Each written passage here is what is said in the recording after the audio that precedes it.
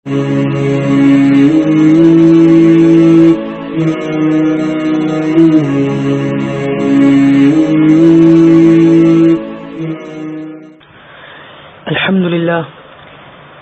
لله الذي هدانا لهذا وما كنا لنهتدي لولا أن هدانا الله ونشهد أن لا إله إلا الله وحده لا شريك له ونشهد أن سيدنا ومولانا محمدا عبده ورسوله أما بعد فأعوذ بالله من الشيطان الرجيم بسم الله الرحمن الرحيم إن الصفا والمروة من شعائر الله ومن حج البيت أو اعتمر فلا جناح عليه أن يطوف بهما ومن تطوع خيرا فإن الله شاكر عليم صدق اللہ العظیم۔ میرے پیارے بھائیوں اور دوستوں، سب سے پہلے میں آپ حضرات کو مبارکباد پیش کرتا ہوں کہ اللہ رب العزت نے اس سال آپ کو حج بیت اللہ کے لیے منتخب فرمایا اور اس سعادت کے لیے آپ حضرات کا انتخاب فرمایا۔ انشاءاللہ بہت جلد آپ حضرات حرمین شریفین پہنچ کر اپنی آنکھوں سے بیت اللہ کا دیدار کریں گے اور اپنے قدموں سے بیت اللہ کا طواف کریں گے اور روضہ رسول صلی اللہ علیہ وسلم پر حاضر ہو کر صلاۃ و سلام پیش کریں گے۔ یہ اللہ کا فضل اور احسان ہے کہ اس پر اللہ کا جتنا شکر ادا کیا جائے وہ کم ہی ہے، اس لیے کہ یہ حاضری اللہ کے خاص فضل کے بغیر ناممکن ہے، کیونکہ اس کا فیصلہ اللہ رب العزت نے بہت پہلے ہی فرما دیا تھا۔ روایات میں آتا ہے کہ حضرت ابراہیم علیہ السلام کو اللہ جل جلالہ نے یہ حکم دیا کہ بیت اللہ کی تعمیر نو فرمائے۔ جب حضرت ابراہیم علیہ السلام نے حضرت اسماعیل علیہ السلام کے ساتھ مل کر بیت اللہ کی تعمیر فرمائی، جس کا ذکر قرآن کریم میں یوں کیا گیا ہے وَإِذْ يَرْفَعُ إِبْرَاهِيمُ الْقَوَاعِدَ مِنَ الْبَيْتِ وَإِسْمَاعِيلُ رَبَّنَا تَقَبَّلْ مِنَّا إِنَّكَ أَنْتَ السَّمِيعُ الْعَلِيمُ۔ جب حضرت ابراہیم علیہ السلام نے بیت اللہ کی تعمیر مکمل فرما لی تو اللہ رب العزت کی بارگاہ میں یہ فرمایا کہ بیت اللہ بن کر تیار ہو گیا ہے، تو اللہ رب العزت نے یہ حکم دیا کہ ابراہیم کھڑے ہو کر یہ اعلان کر دو کہ اللہ تعالیٰ نے یہ حکم دیا ہے کہ اس کا گھر اب بن کر تیار ہو گیا ہے، لہٰذا اس کی زیارت اور اس کا حج کرنے کے لیے آپ تشریف لاؤ۔ حضرت ابراہیم علیہ السلام نے بارگاہ رب العزت میں عرض کیا، اے پروردگار میری آواز پہنچے گی کہاں تک؟ تو اللہ تبارک و تعالیٰ نے فرمایا، اے ابراہیم تمہارا کام اعلان کرنا اور آواز دینا ہے، اس آواز کو لوگوں کے کانوں تک پہنچانا میرا کام ہے۔ چنانچہ روایت میں آتا ہے کہ حضرت ابراہیم علیہ السلام نے یہ اعلان فرمایا تو اس وقت روئے زمین پر جتنے لوگ تھے سب کے کانوں تک اللہ نے اس اعلان کی آواز کو پہنچایا، جتنے بچے ماں کے پیٹ میں تھے ان کے کانوں تک اس آواز کو پہنچایا اور ان روحوں کے کانوں میں بھی اس آواز کو پہنچایا جو عالم ارواح میں تھی۔ چنانچہ جس نے بھی اس آواز کے اوپر لبیک کہا جب بھی وہ دنیا میں آئے گا ایک مرتبہ ضرور اسے حج کی سعادت نصیب ہوگی، اور جس نے 2 مرتبہ لبیک کہا جب بھی وہ دنیا میں آئے گا اسے 2 مرتبہ حج کی سعادت نصیب ہوگی، اور جس نے 10 مرتبہ لبیک کہا جب بھی وہ دنیا میں آئے گا اسے 10 مرتبہ حج کی سعادت نصیب ہوگی۔ یہ حج کا فریضہ وہ عظیم فریضہ ہے کہ اس سے پہلے دین کے تمام ارکان پر عمل کیا جا رہا تھا، لیکن حج اس وقت تک فرض نہیں ہوا تھا تو اس وقت تک تکمیل ایمان کا بھی اعلان نہیں کیا گیا تھا، مگر جب سن 8 ہجری کے اندر مکہ مکرمہ فتح ہوا اور سن 9 ہجری کے اندر آپ صلی اللہ علیہ وسلم نے حضرت ابوبکر صدیق رضی اللہ تعالیٰ عنہ اور حضرت علی رضی اللہ تعالیٰ عنہ کو امیر حج بنا کر مکہ مکرمہ روانہ فرمایا تو انہوں نے وہاں جا کر یہ اعلان فرمایا کہ آج کے بعد کوئی مشرک بیت اللہ کا طواف نہیں کرے گا اور کوئی برہنہ ننگی حالت میں بھی بیت اللہ کا طواف نہیں کرے گا۔ اور پھر جب سن 10 ہجری میں کفر اور شرک کے آثار ختم ہو گئے تو آپ صلی اللہ علیہ وسلم 1.25 لاکھ صحابہ کی معیت کے اندر حج بیت اللہ کے لیے تشریف لے گئے۔ جس روز آپ میدان عرفات کے اندر خطبہ دے رہے تھے تو اس دن یہ آیت مبارکہ نازل ہوئی، الیوم اکملت لکم دینکم واتممت علیکم نعمتی ورضیت لکم الاسلام دینا، کہ آج میں نے تمہارے لیے تمہارا دین مکمل کر دیا اور اپنی نعمت تم پر پوری کر دی اور تمہارے لیے اسلام کو دین بنا کر میں راضی ہو گیا۔ تو گویا کہ حج بیت اللہ جس وقت کیا جا رہا تھا دین اور ایمان کی تکمیل کا اعلان بھی اسی وقت کیا جا رہا تھا، اس لیے آپ صلی اللہ علیہ وسلم نے فرمایا کہ جو شخص حج کرنے کی استطاعت رکھتا ہے یعنی بیت اللہ تک پہنچ سکتا ہے اور پھر اس کے باوجود حج نہ کرے تو اب وہ یہودی ہو کر مرے یا نصرانی ہو کر مرے، اللہ کو اس کی کوئی پرواہ نہیں۔ اور اسی لیے حدیث میں فرمایا گیا ہے کہ جب آدمی حج کا ارادہ کرے تو جلدی کرے، اس میں ٹال مٹول نہ کرے۔ حج ہر ایسے عاقل بالغ مسلمان پر فرض ہے جس کے پاس اپنی ضرورت کا سارا سامان موجود ہو، جس سے مکہ مکرمہ تک کی آمد و رفت اور وہاں کی اپنی ضروری اخراجات یعنی خوراک، سواری وغیرہ، اور پیچھے اپنے اہل و عیال جو زیر کفالت ہیں ان کا خرچہ آسانی کے ساتھ بندوبست کر سکتا ہو۔ البتہ اتنی بات اور کوشش تو ہر حاجی کے دل میں ہونی چاہیے کہ اب وہ حج پر جا رہا ہے تو اللہ تعالیٰ اسے حج مبرور کی سعادت سے مالا مال فرمائے، کیونکہ آپ صلی اللہ علیہ وسلم نے فرمایا حج مبرور کا بدلہ سوائے جنت کے اور کچھ نہیں ہے۔ لیکن یہ بات یاد رکھیں کہ حج مبرور اس حج کو کہا جاتا ہے جس میں سنت کی پابندی ہو اور اللہ تعالیٰ کی خوشنودی حاصل کرنا مقصود ہو، اس کے اندر کسی طریقے سے نام و نمود، شہرت یا حاجی کہلانا مقصود نہ ہو۔ اس لیے فرمایا کہ حج مبرور کی 4 شرطیں ہیں۔ سب سے پہلی شرط یہ ہے کہ اللہ کے لیے حج کیا جائے، اس کے اندر کوئی اور غرض شامل نہ ہو۔ دوسری شرط یہ ہے کہ اس کے اندر کوئی بے حیائی کا عمل نہ کیا جائے، اور تیسری شرط یہ ہے کہ اس کے اندر کوئی گناہ نہ کیا جائے، اور چوتھی شرط یہ ہے کہ وہاں جا کر کسی قسم کی کوئی لڑائی نہ کیا جائے۔ حجاج کرام یہاں سے جاتے ہوئے حج کی تیاری کے سلسلے میں بہت ساری چیزوں کے بارے میں پوچھا کرتے ہیں کہ رہائش کیسی ہوگی، کرنسی کتنی لے جانی چاہیے، اور آمد و رفت کا انتظام سہولت والا ہونا چاہیے، اور سامان کے اندر کیا کیا چیزیں ہوں، کہ اس طرح کی چیزوں کے بارے میں مختلف سوالات کیا کرتے ہیں۔ بلا شبہ حج کی تیاری میں یہ چیزیں بھی شامل ہیں، لیکن اگر کسی شخص کو یہ تمام چیزیں مہیا ہو جائیں اور حج کا سفر سہولت کے ساتھ بھی ہو جائے اور وہاں اس کی رہائش آرام دہ بھی ہو اور اس کے پاس کرنسی بھی معقول ہو، لیکن اس کے باوجود اگر خدا نہ خواستہ اس کا حج صحیح نہ ہو تو اس کی تمام کی کرائی محنت برباد ہو جائے گی۔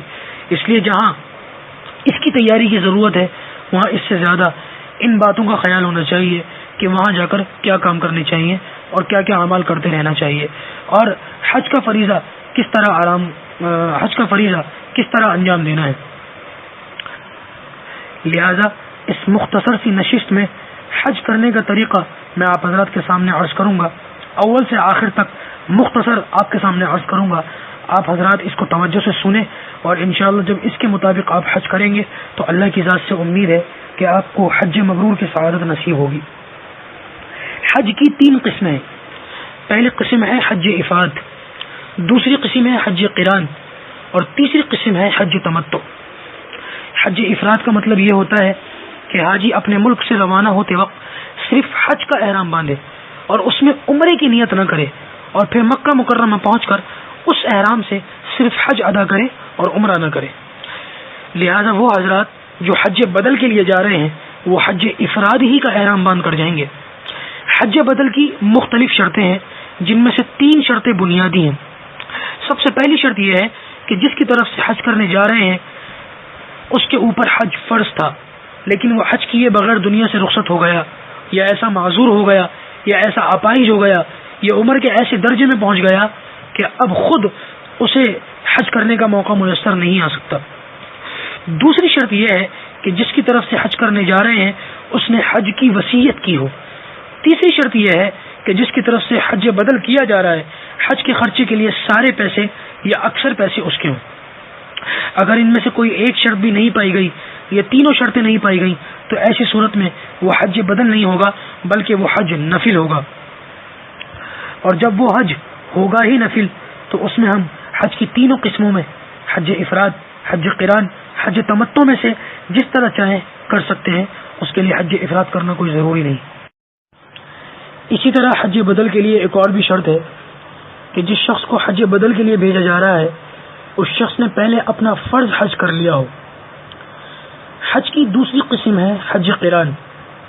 حج قران اس حج کو کہا جاتا ہے کہ حاجی اپنے ملک سے حج اور عمرہ دونوں کے لیے ایک ہی احرام باندھ کر جائے اور پھر مکہ مکرمہ پہنچ کر عمرے کے 3 کاموں میں سے صرف 2 کام کرے، یعنی بیت اللہ کا طواف کرے اور دوسرے نمبر پر صفا مروہ کی سعی کرے، لیکن سر کے بال نہ منڈوائے گا نہ کٹوائے گا، اور پھر اسی حالت میں احرام کی پابندیوں میں رہے گا یہاں تک کہ 8 ذی الحجہ کو مینا جائے گا، 9 ذی الحجہ کو عرفات آئے گا، اور اس کے بعد 10 ذی الحجہ کو 10ویں تاریخ کے کام کرنے کے بعد اب احرام کھولے گا۔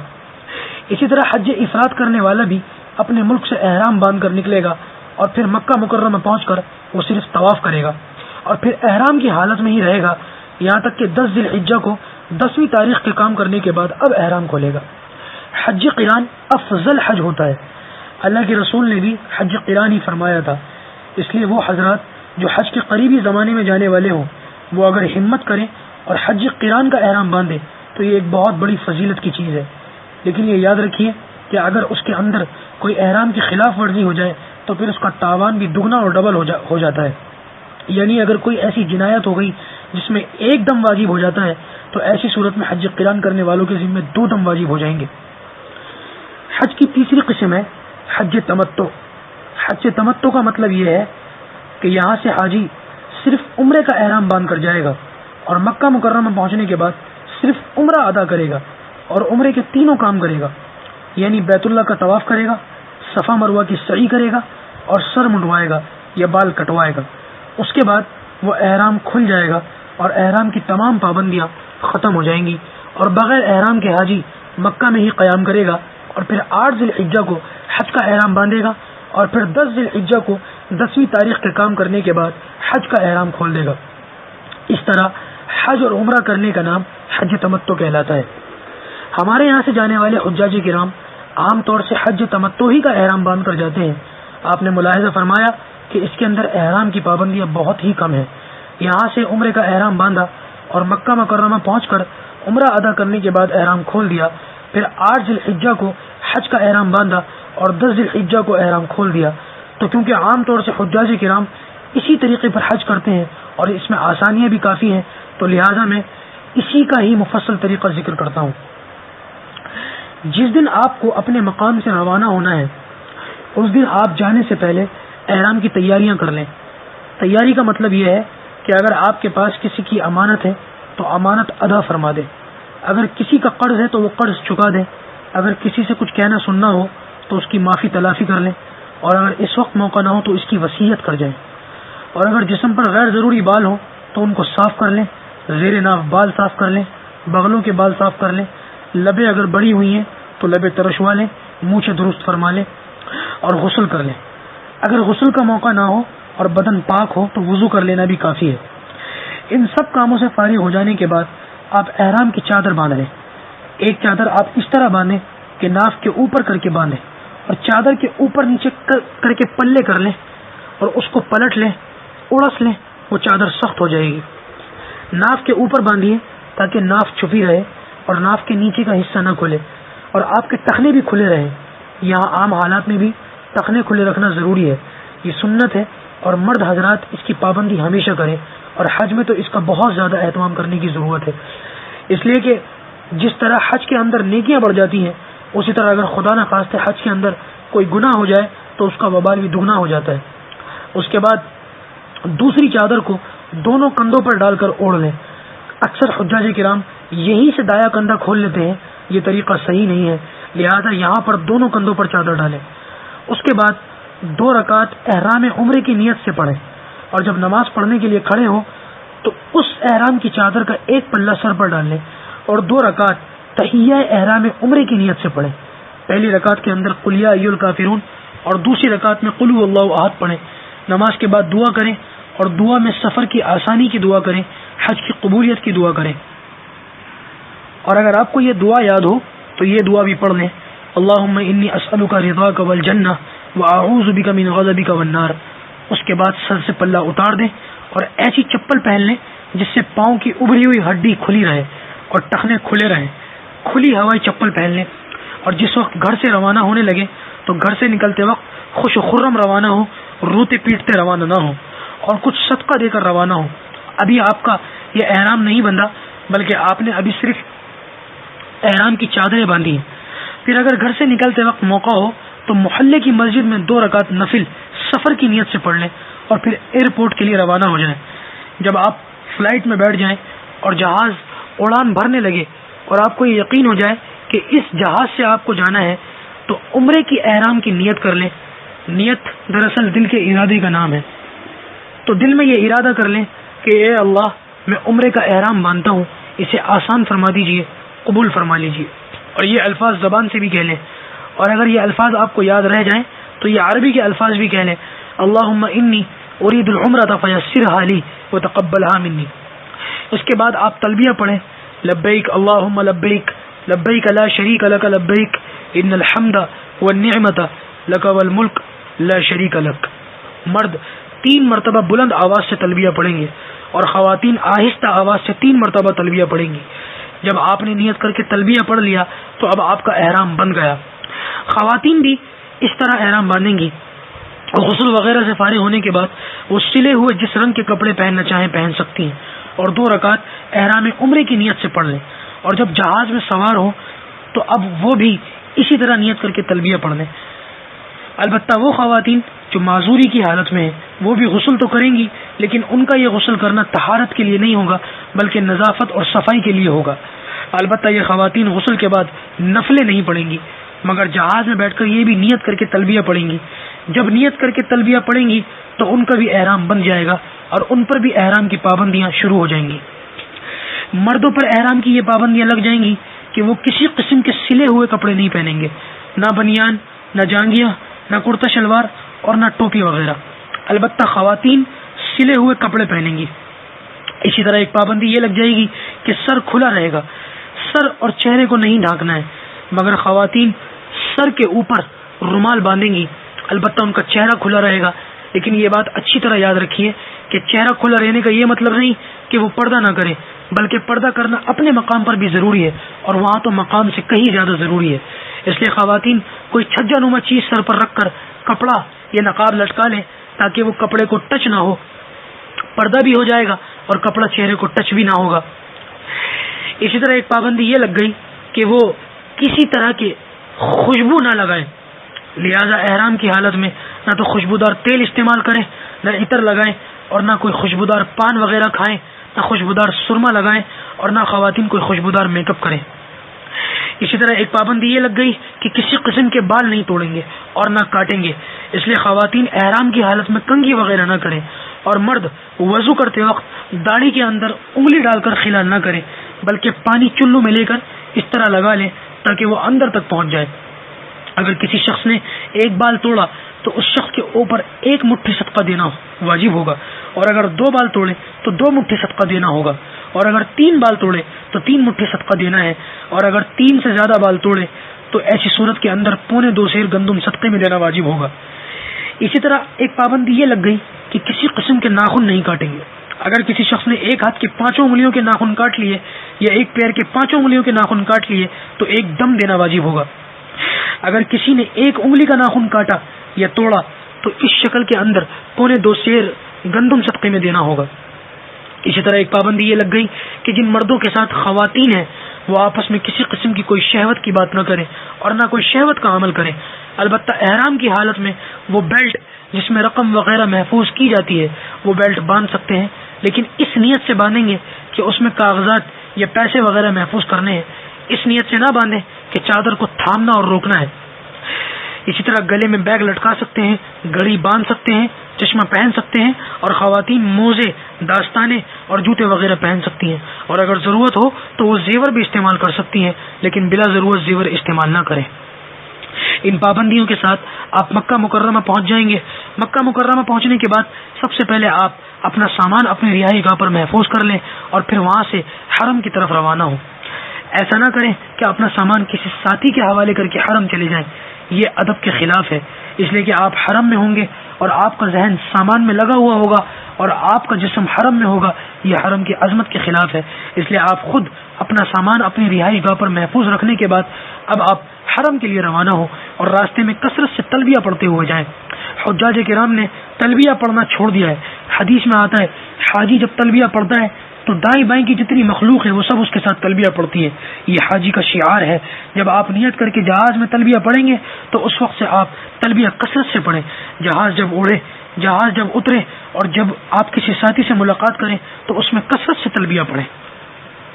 مسجد حرام میں جب آپ پہنچیں تو اگر آپ کو معلوم ہے باب السلام کہاں ہے تو اس دروازے سے حرم میں داخل ہو۔ باب السلام سے داخل ہونا افضل ہے مگر ضروری نہیں ہے، لیکن اگر آپ کو معلوم نہ ہو اور بھیڑ میں الجھنے اور پریشانی کا خوف ہو تو آپ کسی بھی دوسرے دروازے سے داخل ہو سکتے ہیں۔ مسجد حرام میں جب داخل ہو تو دایاں پاؤں پہلے رکھیں اور یہ دعا پڑھتے ہوئے داخل ہو، اللہم افتح لی ابواب رحمتک وسہل لنا ابواب رزقک۔ آپ کی نظریں نیچی ہوں اور آپ چھوٹے چھوٹے قدم اٹھاتے ہوئے اندر داخل ہوں۔ محرابوں میں سے ہوتے ہوئے جب آپ اس مقام پر پہنچیں کہ آپ کو بیت اللہ نظر آ جائے تو جیسے ہی بیت اللہ پر پہلی نظر پڑے تو بسم اللہ کہہ کر 3 مرتبہ کہیں اللہ اکبر لا الہ الا اللہ، اللہ اکبر لا الہ الا اللہ، اللہ اکبر لا الہ الا اللہ۔ اس کے بعد آپ ایک طرف کو ہٹ جائیں اور پھر دعا کریں. حدیث میں فرمایا گیا کہ بیت اللہ پر پہلی نظر پڑتی ہے اس وقت جو دعا مانگی جاتی ہے وہ دعا ضرور قبول ہوتی ہے. اس لیے وہاں کھڑے ہو کر جو دعا آپ کی نظروں میں سب سے بہتر ہو آپ وہ دعا کریں.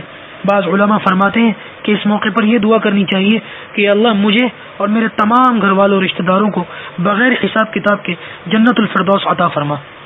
دعا کرنے کے بعد اب آپ مطاف میں آ جائیے. مطاف اس جگہ کو کہتے ہیں کہ جہاں طواف کیا جاتا ہے, اور بیت اللہ کے اس کونے کی طرف آ جائیے کہ جس میں حجر اسود لگا ہوا ہے. جب آپ حجر اسود والے کونے کی طرف آ جائیں تو آپ بیت اللہ کی طرف اس طرح منہ کر کے کھڑے ہوں کہ حجر اسود والا کونا آپ کی دائیں جانب ہو. یہاں کھڑے ہو کر آپ کو دو کام کرنے. آپ نے عمرے کا احرام باندھا ہوا ہے, اب سب سے پہلے اپنا دایاں کندھا کھولیں گے. یہ وہ مقام ہے جہاں دایاں کندھا کھولا جاتا ہے. پھر اس کے بعد آپ نیت کریں گے. یاد رکھیے طواف کے لیے نیت کرنا ضروری ہے, اور نیت اس طرح کریں گے کہ اللہ میں عمرے کے طواف کے ساتھ چکر لگا رہا ہوں, اسے آسان فرما دیجئے, قبول فرما لیجئے. اس کے بعد اب آپ حجر اسود کے بالکل سیدھ میں آ جائیں, اور اس طرح سیدھ میں آ جائیں کہ حجر اسود آپ کے سینے کے سامنے ہو. یہاں کھڑے ہو کر بھی آپ کو دو کام کرنے ہیں. ایک حجر اسود کا استقبال کرنا ہے, اور دو حجر اسود کا استلام کرنا ہے. دیکھیں استقبال کرنے کا طریقہ یہ ہے, دونوں ہاتھوں کو کانوں تک اٹھا کر بسم اللہ اللہ اکبر لا الہ الا اللہ وللہ الحمد والصلاۃ والسلام علی رسول اللہ صلی اللہ علیہ وسلم پڑھ کر ہاتھوں کو چھوڑ دیں. یہ حجر اسود کا استقبال ہو گیا. اس کے بعد آپ حجر اسود کا استلام کریں. آج آپ حجر اسود کا استلام اس طرح کریں گے کہ دور سے حجر اسود کی طرف ایسے اشارہ کریں گویا آپ حجر اسود کے اوپر ہاتھ رکھ رہے ہیں, اور بسم اللہ اللہ اکبر کہہ کر ہاتھوں کو چوم لیں. یہ آپ کا استلام ہو گیا.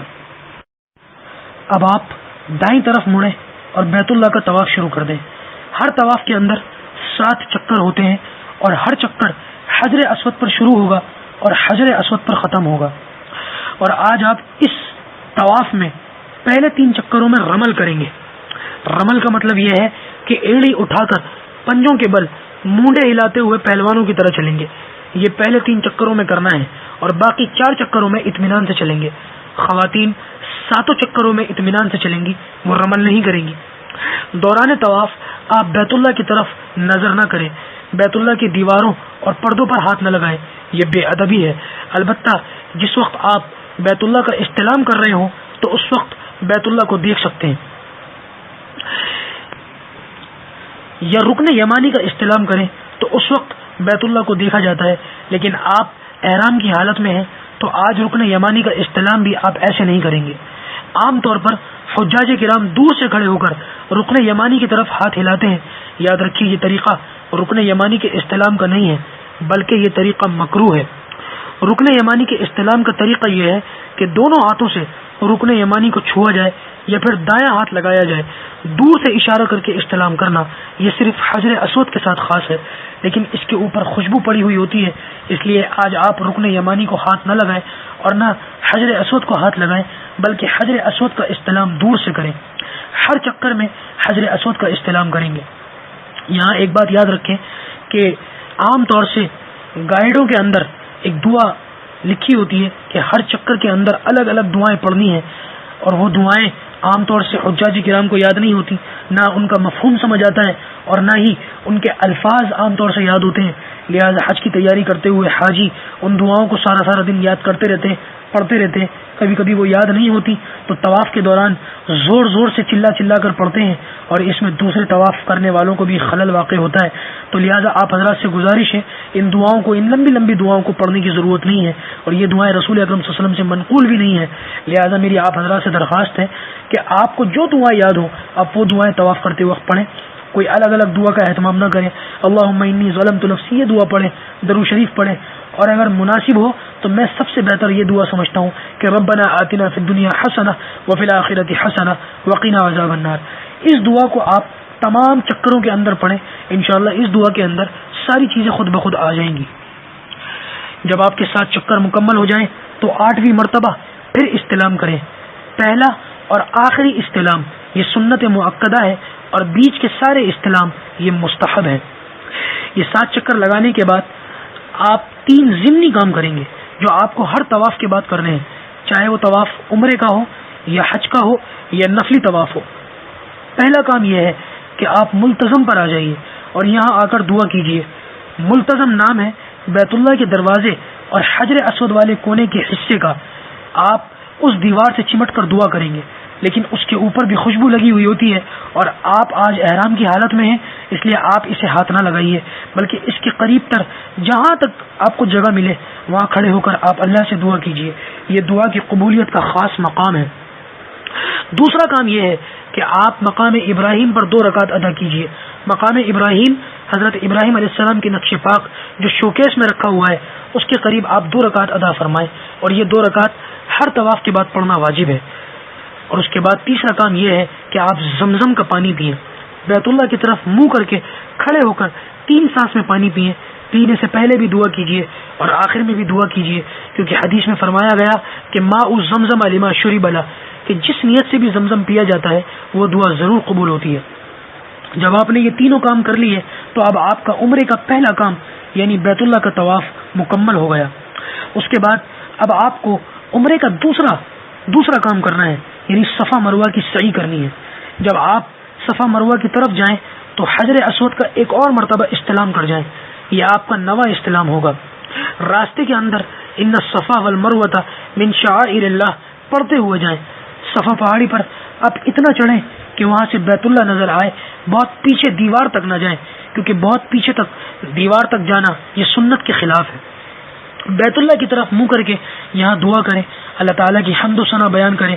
چوتھا کلمہ پڑھیں، لا الہ الا اللہ وحدہ لا شریک لہ لہ الملک ولہ الحمد وہو علی کل شیء قدیر، اور نیت کریں کہ میں عمرے کی سعی کے ساتھ چکر لگاتا ہوں. اب یہاں صفا سے آپ مروہ کی طرف چلیں. بیچ میں 2 ہرے ستون آئیں گے جس کے اوپر ہری لائٹیں لگی ہوئی ہیں. مرد اس کے اندر ذرا جھپٹ کر تیزی سے چلیں گے، البتہ خواتین آہستہ چلیں گی، اور وہ ستون جب نکل جائیں تو مرد پھر اطمینان سے چلیں. مروہ پر جب آپ پہنچیں گے تو مروہ سے بیت اللہ نظر نہیں آتا، مگر وہاں چڑھ کر بیت اللہ کی طرف رخ کر کے کھڑے ہوں اور پھر یہاں بھی اب دعا کریں. صفا سے مروہ تک آپ کا یہ ایک چکر ہو گیا. اب مروہ سے پھر صفا کی طرف آئیں، بیچ میں پھر وہ ہرے ستون آئیں گے، اس میں مرد ذرا جھپٹ کر چلیں گے، البتہ خواتین اطمینان سے چلیں گی. پھر جب صفا پر پہنچیں گے تو یہ آپ کا دوسرا چکر مکمل ہو گیا، اور صفا کے اوپر اتنا چڑھیں کہ وہاں سے بیت اللہ نظر آئے، بہت پیچھے تک نہ جائیں.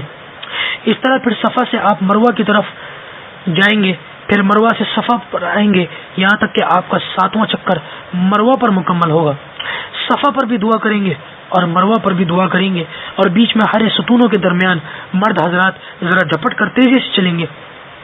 اب اس کے بعد آپ 2 رکعت تحیۃ السعی کی نیت سے مسجد میں کہیں بھی پڑھ لیں، اس کے لیے مقام ابراہیم پر جانے کی ضرورت نہیں ہے. اس کے بعد اب آپ سر کے بال منڈوا دیں. افضل یہ ہے کہ سر کے بال منڈوائے جائیں. حدیث میں آپ صلی اللہ علیہ وسلم نے بال منڈوانے والوں کو کئی مرتبہ دعا دی ہے. البتہ کسی کے لمبے بال ہیں، پٹے رکھے ہوئے ہیں، تو اگر وہ 1/4 سر کے بالوں میں سے کٹوا لیں تو یہ بھی جائز ہے. البتہ خواتین سر کے بال کٹوائیں گی.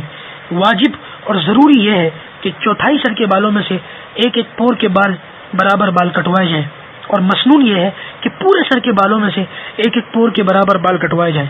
عام طور پر خواتین یہ کوتاہی کرتی ہیں کہ اپنے بالوں میں سے ایک لٹ پکڑ کر اس میں سے کٹوا لیتی ہیں. یاد رکھیے اگر اس طرح بال کٹے تو ایسی صورت میں واجب ادا نہیں ہوگا، بلکہ ایک دم دینا واجب ہو جائے گا. اس لیے اس کا سب سے بہتر طریقہ یہ ہے کہ اپنے بالوں کو کھول کر انہیں پیچھے لٹکا لیں یا آگے لٹکا لیں، اور پھر ان میں سے ایک پور کے برابر کاٹ لیے جائیں. خود بھی کاٹ سکتی ہیں اور کسی محرم سے بھی کٹوا سکتی ہیں. جب بال آپ نے کٹوا لیے تو اب آپ کا عمرہ مکمل ہو گیا، اور احرام کی جو پابندیاں یہاں سے لگی تھی وہ ساری ختم ہو گئیں. اب اس کے بعد آپ غسل کر کے سلے ہوئے کپڑے پہن لیں. جب تک مکہ مکرمہ میں آپ کا قیام ہے تو اس وقت تک آپ یہاں کثرت سے طواف کریں اور بغیر احرام کے رہیں گے یہاں تک کہ 8 ذی الحجہ آ جائے. اگر اس دوران حج سے پہلے آپ کو مدینہ طیبہ جانا ہے تو بغیر احرام کے جائیں گے، صاف ستھرے کپڑے پہن کر جائیں گے. اور اگر مکہ مکرمہ ہی میں آپ کا قیام ہے تو 8 ذی الحجہ تک آپ بغیر احرام کے یہاں رہیں گے. ذی الحجہ کی 8ویں تاریخ کو مکہ مکرمہ سے حج کا احرام باندھا جائے گا، اور اس میں افضل اور بہتر یہ ہے کہ یہ احرام مسجد حرام سے باندھے. اور احرام باندھنے سے پہلے ایک نفلی طواف کر لینا افضل ہے۔ یہ طواف آپ سلے ہوئے کپڑوں میں بھی کر سکتے ہیں اور چاہیں تو احرام کی چادریں لپیٹ کر بھی کر لیں۔ احرام حج کی نیت اور تلبیہ طواف کرنے کے بعد پڑھیں۔ اگر سلے ہوئے کپڑوں میں یہ طواف کیا تو طواف کے بعد احرام کی چادریں باندھ لیں اور سر ڈھانک کر احرام حج کی نیت سے 2 رکعت نفل ادا کریں۔ پہلی رکعت کے اندر قل یا ایھا الکافرون اور دوسری رکعت کے اندر قل ھو اللہ احد پڑھنا افضل ہے۔ اس کے علاوہ دوسری صورتیں بھی پڑھ سکتے ہیں۔ نفل ادا کرنے کے بعد دعا مانگ لیں اور پھر سر کھول لیں۔ اس کے بعد حج کے احرام کی نیت کریں اور تلبیہ پڑھیں اور یہ دعا پڑھیں اللہم انی اسألک رضاک والجنہ واعوذ بک من غضبک والنار۔ اگر موقع ہو تو حتیم کے اندر نفلیں پڑھ کر احرام کی نیت اور تلبیہ پڑھیں، یہ افضل ہے۔ اگر بآسانی کر سکیں تو کر لیں۔ حتیم دراصل بیت اللہ ہی کا ایک حصہ ہے، صرف فرق اتنا ہے کہ اس کے اوپر چھت نہیں ہے، لیکن اس کے لیے کسی مسلمان کو دھکا مکا اور تکلیف پہنچانا ہرگز جائز نہیں۔ لہذا اگر حتیم کے اندر یہ عمل ممکن نہ ہو تو پھر مسجد میں یہ عمل جہاں آسان ہو وہاں کر لیں۔ نیت کرنے کا طریقہ یہ ہے کہ دل میں یہ ارادہ کر لیجئے کہ اب میں حج کا احرام باندھ رہا ہوں۔ نیت دل کے ارادے کا نام ہے، البتہ زبان سے بھی نیت کے الفاظ کہنا افضل اور بہتر ہے۔ اللہم انی ارید الحج فیسرہ لی وتقبلہ منی۔ اے اللہ میں حج کا ارادہ کرتا ہوں، آپ اس کو میرے لیے آسان فرما دیجئے اور میری طرف سے اسے قبول فرما لیجئے۔ نیت کرنے کے بعد اب آپ تلبیہ پڑھیں لبیک اللہم لبیک لبیک لا شریک لک لبیک ان الحمد والنعمت لک والملک لا شریک لک۔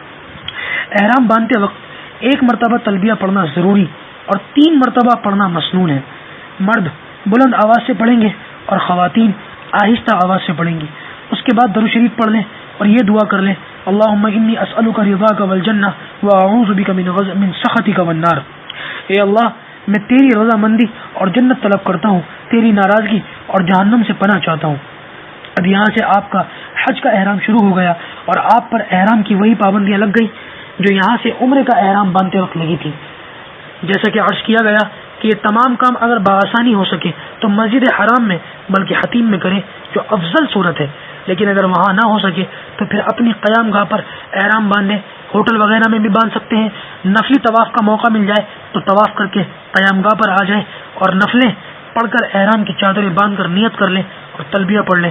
خواتین اگر معذوری کی حالت میں ہیں تب بھی ان کے لیے 8 ذی الحجہ کو احرام باندھنا ضروری ہے، البتہ ایسی خواتین نہ تو مسجد حرام میں جائیں نہ نماز پڑھیں بلکہ اپنی قیام گاہ پر قبلہ رخ بیٹھ کر حج کے احرام کی نیت کر کے تلبیہ پڑھ لیں، بس ان کا احرام بن گیا۔ البتہ احرام باندھنے سے پہلے ان کے لیے غسل کرنا بہتر ہے، اور یہ غسل کرنا طہارت کے لیے نہیں ہوگا بلکہ نظافت اور صفائی کے لیے ہوگا۔ نیت اور تلبیہ کے بعد ان پر بھی احرام کی پابندیاں لگ جائیں گی۔ 8 ذی الحجہ کو احرام بند کر مکہ مکرمہ سے مینا جائیں گے۔ مینا میں آج صرف 5 نمازیں ادا کرنا سنت ہے، یعنی 8 ذی الحجہ کی ظہر، عصر، مغرب، عشاء اور 9 تاریخ کی فجر۔ بعض اوقات معلم 8 ذی الحجہ کے بجائے 7 تاریخ کو ہی مینا لے جاتے ہیں۔ ایسی صورت میں 7 ذی الحجہ کو ہی مینا روانہ ہونے سے پہلے احرام باندھ لیں۔ اس صورت میں مینا کے قیام کے دوران نمازیں 5 سے زیادہ ہو جائیں گی، اس میں کوئی حرج نہیں۔ 8 ذی الحجہ کو مینا سے حجاج کرام کا 8 ذی الحجہ کو مینا میں حجاج کرام کا سوائے نماز ادا کرنے کے کوئی دوسرا متعین کام نہیں ہے۔ بقیہ اوقات میں ذکر، نفل، تسبیح اور تلاوت قرآن کریم میں مشغول رہیں۔ کوشش کیجیے کہ کچھ نمازیں مسجد خیف میں بھی جا کر پڑھیں۔ بعض روایت میں آتا ہے کہ مسجد خیف میں 70 انبیاء کرام نے نمازیں پڑھی ہیں۔ یہ سائڈ ہو جائیں، پیچھے سے آنے والے ساتھی ان کو جگہ دے دیں، مل کر بیٹھ جائیں، آگے ہو جائیں، اور مل کر بیٹھیں گے اللہ تعالیٰ آپ کے دلوں کو ملائے گا۔ تو مسجد خیف کے اندر نماز پڑھنا بھی افضل ہے۔ یہ مینا کی مسجد ہے اور بعض روایات میں آتا ہے کہ اس مسجد کے اندر 70 انبیاء کرام مدفون ہیں۔ 9 تاریخ کو فجر کی نماز پڑھنے کے بعد جب سورج چڑھ جائے تو مینا سے عرفات کے لیے روانہ ہوں گے۔ عرفات پہنچتے پہنچتے زور ہو جائے گی۔ وقوف عرفات جو فرض ہے اس کا وقت زوال کے بعد شروع ہوتا ہے۔ یاد رکھیے 9 تاریخ کو میدان عرفات کی حاضری حج کا سب سے بڑا رکن ہے۔ اگر حاجی نے سب کام کر لیے لیکن 9 تاریخ کو زوال سے لے کر 10ویں تاریخ کی صبح صادق سے پہلے تھوڑی دیر کے لیے بھی میدان عرفات میں حاضر نہ ہوا تو اس کا حج نہیں ہوگا۔ عرفات میں لوگوں سے بعض کوتاہیاں ہوتی ہیں، اس لیے نوی تاریخ کو عرفات میں ان باتوں کا خاص خیال رکھیں۔ زوال ہونے کے بعد اگر آسانی سے ممکن ہو تو وقوف عرفہ کی نیت سے غسل کر لیں، کیونکہ وقوف عرفہ کے لیے غسل کرنا سنت ہے، البتہ اس میں بہت زیادہ وقت صرف نہ کریں۔ اگر غسل کرنے کا موقع نہ ہو تو وضو کر لیں۔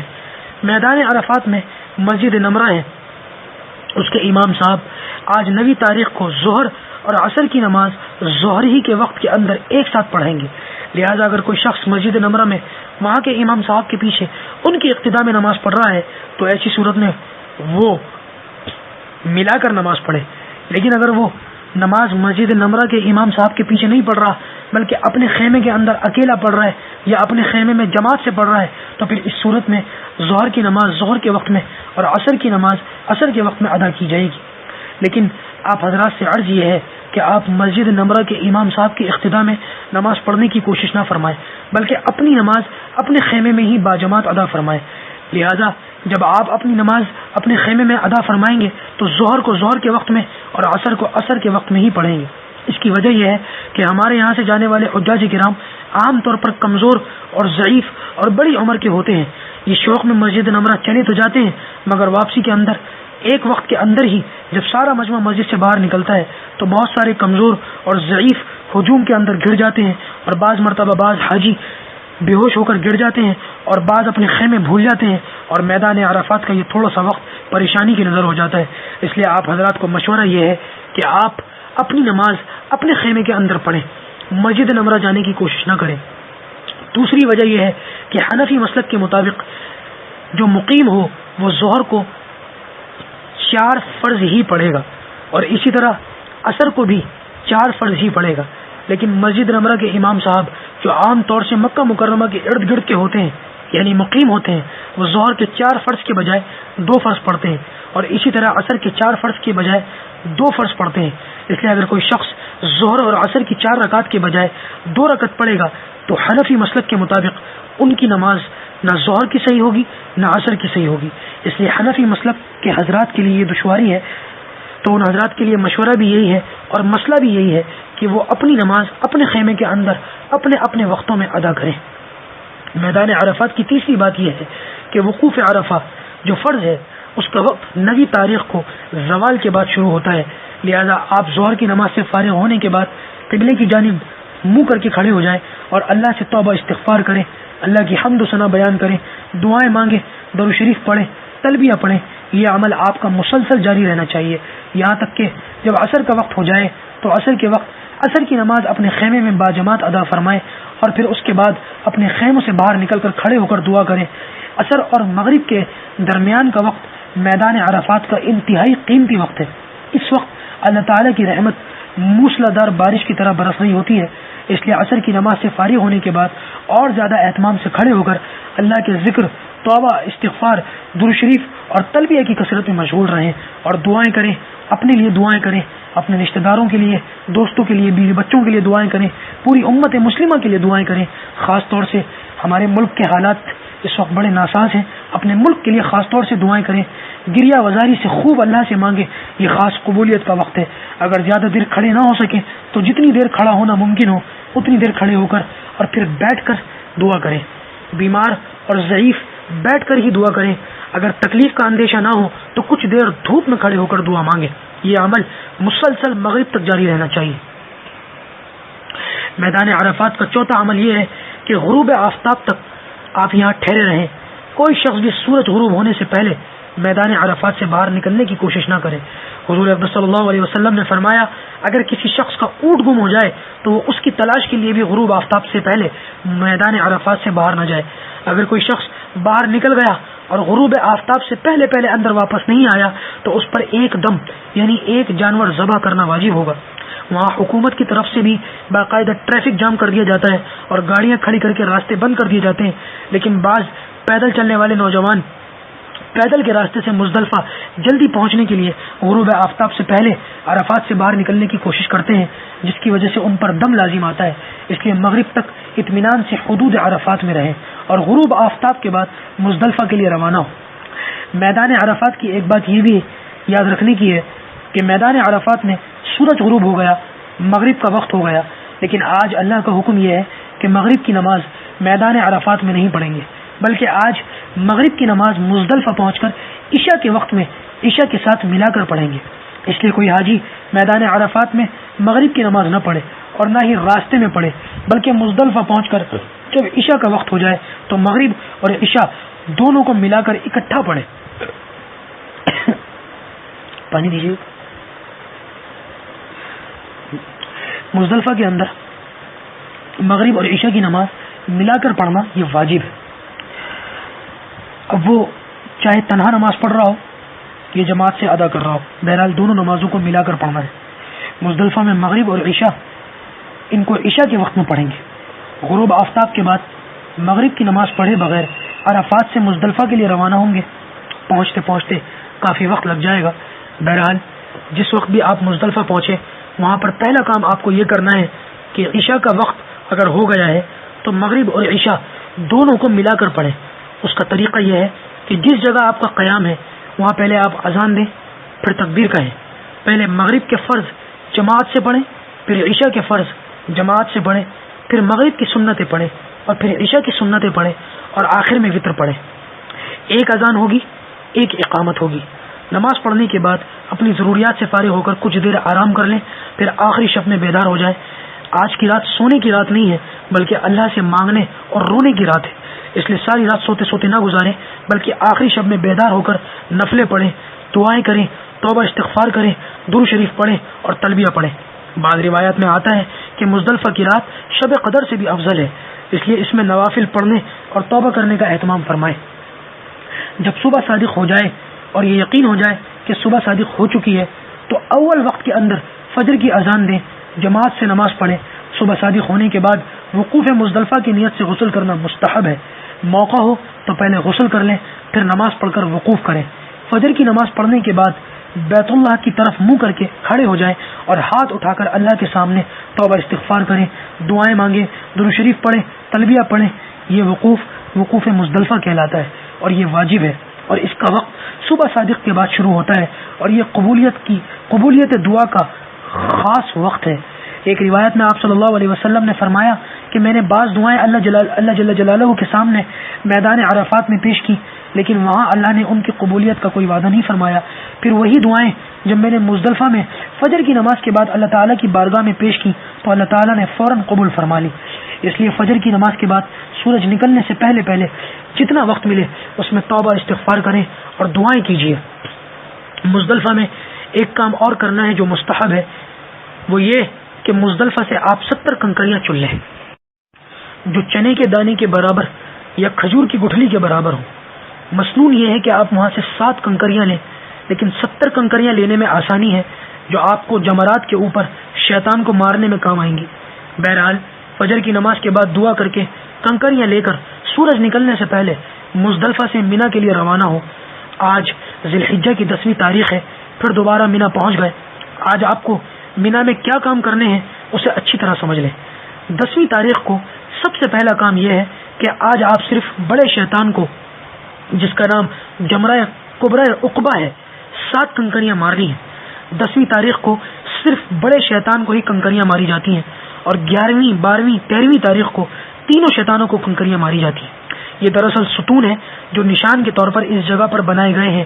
یہاں شیطان زمین میں دھسا تھا، عوامی زبان میں انہی کو شیطان کہا جاتا ہے۔ مزدلفہ سے جو کنکریاں آپ لے کر آئے ہیں اس میں سے 7 کنکریاں مارنے کے لیے لے لیں اور احتیاطاً 1-2 کنکریاں زیادہ لے لیں۔ بعض مرتبہ کوئی کنکری ضائع ہو جاتی ہے، اس کی جگہ دوسری کنکری مارنی پڑتی ہے۔ وہاں کی گری پڑی کنکریاں نہ اٹھائیں، اس لیے کہ وہ کنکریاں مسترد ہیں، وہ اللہ کے یہاں مردود ہیں۔ اب آپ بڑے شیطان کے سامنے آ جائیے، اس سے 4-5 ہاتھ کے فاصلے پر کھڑے ہو کر کنکری ماریں گے۔ دائیں ہاتھ میں کنکری آپ اس طرح پکڑیں، شہادت کی انگلی اور انگوٹھے کے درمیان کنکری کو پکڑیں اور تکبیر کہہ کر کنکری ماریں، اور تکبیر یوں کہیں: بسم اللہ اللہ اکبر وللہ الحمد رغما للشیطان ورضا للرحمن۔ اگر پوری تکبیر یاد نہ ہو تو صرف اتنا کہیں: بسم اللہ اللہ اکبر وللہ الحمد کہہ کر کنکری ماریں۔ کنکری اس طرح ماریں کہ وہ اس ستون کی جڑ کے اندر گرے یا اس کے آس پاس جو حلقے بنے ہوئے ہیں، رنگ بنے ہوئے ہیں، اس کے اندر گرے۔ اگر وہ کنکری اس طرح ماری کہ وہ کنکری ستون سے ٹکرا کر لگ کر اچٹ کر دور جا گری تو وہ کنکری شمار نہیں ہوگی، اس کی جگہ دوسری کنکری مارنی ہوگی۔ ہر کنکری مارتے وقت تکبیر کہیں گے۔ اگر کسی شخص نے 7 کنکریاں اکٹھی پھینک دی تو وہ 1 کنکری شمار ہوگی، 6 کنکریاں اور مارنی ہوں گی۔ کنکری مارتے وقت زبان سے کوئی فضول کلمہ نہ نکالے اور کوئی بڑا پتھر اور جوتا وغیرہ بھی نہ پھینکے۔ حجاج کرام کے لیے سب سے دشوار مرحلہ کنکری مارنے کا شمار ہوتا ہے، لیکن الحمدللہ اب اس کے اندر بڑی آسانیاں ہو گئی ہیں۔ جو دشواریاں اور خطرات پہلے ہوا کرتے تھے اب اس کے اندر نہیں رہے، مگر اس موقع پر بعض حجاج کرام ایک سنگین غلطی یہ کرتے ہیں کہ جو بڑی عمر یا کمزور اور ضعیف ہوتے ہیں وہ کنکریاں خود نہیں مارتے بلکہ نوجوانوں سے کہہ دیتے ہیں کہ وہ ان کی طرف سے کنکری مارائیں۔ اسی طرح خواتین کہہ دیتی ہیں کہ ان کے مرد ان کی طرف سے کنکری مارائیں۔ یاد رکھیے مسئلہ یہ ہے کہ کنکری خود جا کر مارنا واجب ہے۔ اگر کسی نے خود جا کر وہاں کنکری نہیں ماری، دوسرے سے کنکری لگوائی تو اس شکل میں واجب ادا نہیں ہوگا اور ایک دم دینا واجب ہو جائے گا۔ البتہ کمزور اور ضعیف اسی طریقے سے خواتین کنکری اگر دن میں نہ مار سکیں تو مغرب یا عشاء کے بعد کنکری ماریں یا رات کے درمیانی حصے میں ماریں، صبح صادق ہونے سے پہلے مار سکتے ہیں۔ اگر کوئی شخص ایسا بیمار یا ایسا کمزور ہو کہ وہ خود کھڑے ہو کر نماز نہیں پڑھ سکتا، اپنی ضروریات خود پوری نہیں کر سکتا، یا ایسا اپاہج یا معذور یا نابینا ہے، اندھا ہے، تو اس کی طرف سے دوسرا شخص کنکری مار سکتا ہے۔ 10ویں تاریخ کا دوسرا کام قربانی ہے۔ حج تمتع اور حج قران کرنے والوں کے لیے قربانی کرنا واجب ہے۔ چنانچہ آپ حضرات آج حج تمتع کر رہے ہیں، اس لیے آپ پر قربانی واجب ہے۔ یہ حج کی قربانی اور دم شکر کہلاتی ہے۔ آپ اس نیت سے یہ قربانی کریں گے کہ یا اللہ کہ میں دم شکر کر رہا ہوں، اس کو قبول فرما۔ البتہ حج افراد کرنے والے کے لیے قربانی واجب نہیں ہے بلکہ مستحب ہے۔ اگر گنجائش ہو تو قربانی کر لے ورنہ رہنے دے۔ قربانی کرنے کے لیے وہاں مختلف ادارے اور کمپنیاں ہوتی ہیں جو حاجیوں کی طرف سے قربانی کی خدمت انجام دیتی ہیں۔ حاجیوں کو ترغیب دی جاتی ہے کہ ان کی معرفت قربانی کروائی جائے۔ حاجی بھی اس میں سہولت سمجھ کر اسے اختیار کر لیتے ہیں، لیکن یہ یاد رکھیے کہ ادارے اور بینک جن کے ذریعے سے قربانی کروائی جاتی ہے قابل اعتماد نہیں ہے، بلکہ مقامی حضرات سے معلوم ہوا ہے کہ یہ ادارے نہایت بے احتیاط ہیں اور قربانی کا جو وقت حجاج کرام کو دیتے ہیں عموماً اس وقت تک یہ قربانی نہیں کرتے، بلکہ بعض اوقات تو اس دن قربانی نہیں ہوتی، اگلے دن ہوتی ہے۔ اس لیے اگر آپ کو اس ادارے نے قربانی کا کوئی خاص وقت مقرر کیا ہے، مثلا آپ سے کہا ہے کہ 5 بجے قربانی ہو جائے گی، اس وقت تک آپ نے انتظار کیا اور مزید 1-2 گھنٹے انتظار کرنے کے بعد آپ نے اپنا سر منڈوا لیا، لیکن بعد میں پتہ یہ چلا کہ آج آپ کی قربانی نہیں ہوئی، آپ کی قربانی تو کل ہوگی، تو اس شکل کے اندر آپ پر ایک دم دینا واجب ہوگا، کیونکہ حنفی مسلک کے اندر 10ویں تاریخ کے تینوں کاموں کو ترتیب سے کرنا واجب ہے: بڑے شیطان کو کنکری مارنا، قربانی کرنا اور سر منڈوانا۔ اگر ترتیب میں کسی شخص نے تبدیلی کر دی، آگے پیچھے کر دیا، تو اس پر ایک دم واجب ہو جاتا ہے۔ بینک اور ادارے اجتماعی قربانی کا انتظام کرتے ہیں، وہ اس ترتیب کا اہتمام نہیں کرتے، اس لیے وہ لوگ اپنے مسلک کے مطابق اس ترتیب کو ضروری نہیں سمجھتے، کیونکہ ان کے یہاں یہ تینوں کام ترتیب سے کرنا ضروری نہیں۔ لہذا اگر سر پہلے منڈوا لیا اور آپ کی قربانی بعد میں ہوئی تو ان کے مسلک میں تو کوئی حرج نہیں ہوگا، لیکن حنفی مسلک کے مطابق ترتیب بدلنے کی وجہ سے دم واجب ہو جائے گا۔ لہذا ان حضرات پر قربانی کے سلسلے میں اعتماد نہیں کیا جا سکتا۔ اس کے علاوہ ایک اور بات یہ بھی ہے کہ یہ ہماری غیرت کے بھی خلاف ہے، اس لیے کہ حضور صلی اللہ علیہ وسلم نے حجۃ الوداع کے موقع پر اپنے دستے مبارک سے 63 اونٹوں کو نہر فرمایا تھا، اور آج ہم 1-2 قربانی کے لیے 1-2 جانور ذبح کرنے کے لیے بینک اور کمپنیوں کا سہارا لے رہے ہیں۔ اس کے علاوہ ایک بات یہ بھی ہے کہ یہ ادارے کیونکہ اجتماعی قربانیوں کا انتظام کرتے ہیں، تو اس لیے یہ بھی نہیں کہا جا سکتا کہ جو جانور وہ ہماری طرف سے ذبح کر رہے ہیں وہ قربانی کے تمام شرائط والا تھا بھی یا نہیں، اس لیے ان کے ذریعے سے قربانی کروانا یہ احتیاط کے بھی خلاف ہے۔ 10ویں تاریخ کا تیسرا کام یہ ہے کہ آپ سر کے بال منڈوائیں گے یا کٹوائیں گے۔ جیسا کہ پہلے عرض کیا گیا، مردوں کے لیے افضل یہ ہے کہ وہ سر کے بال منڈوائیں۔ حضور اقدس صلی اللہ علیہ وسلم نے سر منڈوانے والے کو کئی مرتبہ دعا دی ہے، لیکن اگر کسی کے بال لمبے ہوں، پٹے رکھے ہوئے ہوں، ان میں سے ایک پور کے برابر بال کٹوائے بھی جا سکتے ہیں، تو اس صورت میں کٹوانے کی بھی اجازت ہے۔ کم از کم 1/4 سر کے بالوں میں سے ایک پور کے برابر بال کٹوانا واجب ہے، اور افضل یہ ہے کہ تمام سر کے بالوں میں سے ایک پور کے برابر بال کٹوائے جائیں۔ یہ حکم مردوں عورتوں سب کے لیے ہے۔ بہرحال سر کے بال منڈوانے اور کٹوانے کے بعد آپ پر سے وہ تمام پابندیاں ختم ہو گئیں جو احرام باندھتے وقت آپ پر لگی تھی۔ البتہ ایک پابندی ابھی بھی باقی ہے، وہ یہ کہ بیوی اگر آپ کے ساتھ ہے تو اس سے کسی قسم کی شہوت کی بات اور شہوت کا عمل آپ نہیں کر سکتے جب تک کہ آپ طواف زیارت نہ کر لیں۔ لہذا بال کٹوانے کے بعد آپ غسل کر لیں، سلے ہوئے کپڑے پہن لیں، خوشبو لگا لیں اور طواف زیارت کر لیں، مکہ مکرمہ روانہ ہو جائیں۔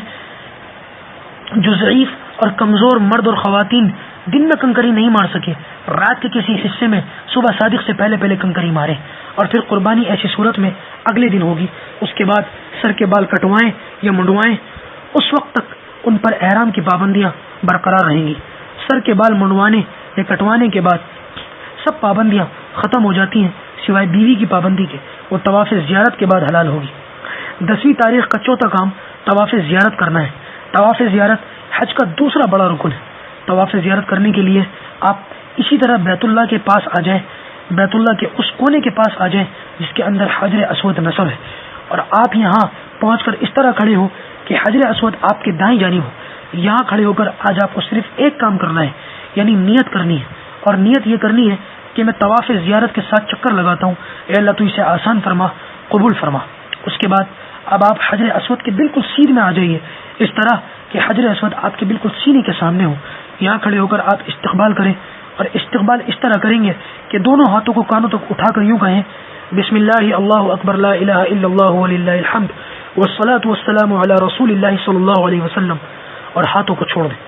اس کے بعد اگر آج آپ کو موقع ملے تو حجر اسود کا بوسہ لیں، اگر بوسے کا موقع نہ ہو تو ہاتھ لگا کر ہاتھوں کو چھومیں، لیکن یہ خوب اچھی طرح یاد رکھیں کہ کسی مستحب کو پورا کرنے کے لیے کسی مسلمان کو تکلیف دینا، دھکا مکی کرنا یا اسے کسی انداز سے ستانا ہرگز اس کی اجازت نہیں، اور یہ انتہائی گھاٹے کا سودا ہے کہ ایک مستحب کو پورا کرنے کے لیے کسی حرام کا ارتکاب کیا جائے۔ لہذا اگر اس کا موقع نہ ہو تو آپ دور سے حجر اسود کا استلام کریں، ایسے جیسے گویا آپ حجر اسود کے اوپر ہاتھ رکھ رہے ہیں، اس طرح اشارہ کریں۔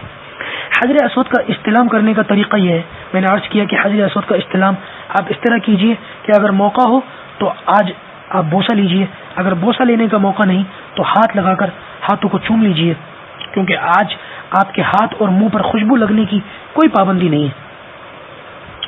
اور اگر اس کا موقع نہیں ہے تو دور سے استلام کریں، ہاتھ اس طریقے سے اشارہ کریں جیسے آپ حجر اسود کے اوپر رکھ رہے ہیں، اور یہ کرتے ہوئے زبان سے الفاظ نکالیں، بسم اللہ اللہ اکبر کہہ کر ہاتھوں کو چوم لیں۔ اب آپ تھوڑا سا دائیں طرف مڑ کر طواف شروع کر دیں۔ ہر طواف کے اندر 7 چکر ہوتے ہیں، اور ہر چکر حجر اسود سے شروع ہوگا اور حجر اسود پر ہی مکمل ہوگا۔ پہلے 3 چکروں میں مرد رمل کریں گے اور باقی 4 چکروں میں اطمینان سے چلیں گے، البتہ خواتین 7 چکروں میں اطمینان سے چلیں گی۔ ہر چکر کے اندر اگر موقع ہو تو حجر اسود کا ہاتھ لگا کر استلام کیجیے، اگر اس کا موقع نہیں ہے تو دور سے آپ اشارہ کر کے ہاتھوں کو چوم لیں، اور اگر آج آپ کو موقع مل جائے تو آپ رکن یمانی کا بھی استلام کیجیے۔ اور میں نے عرض کیا کہ رکن یمانی کے استلام کا طریقہ یہ ہے کہ دونوں ہاتھ اس پر لگائے جائیں یا پھر دایاں ہاتھ اس پر لگایا جائے۔